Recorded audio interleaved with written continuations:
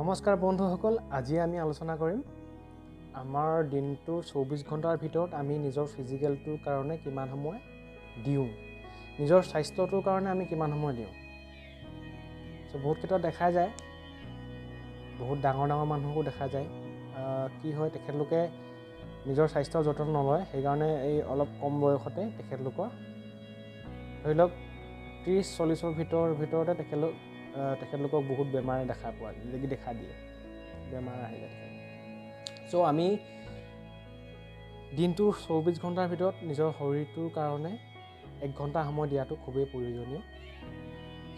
আধ্যাত্মিক দৃষ্টিভংগীটো যদি চাবলৈ যোৱা যায়, আপোনাৰ ফিজিকেলটো ঠিক নহ'লে আপোনাৰ মনটো কেতিয়াও শান্ত হ'ব নোৱাৰে, আৰু এটা শান্ত মনেহে জীৱনৰ প্ৰকৃত সত্যবোৰ উপলব্ধিত সহায়ক হয়।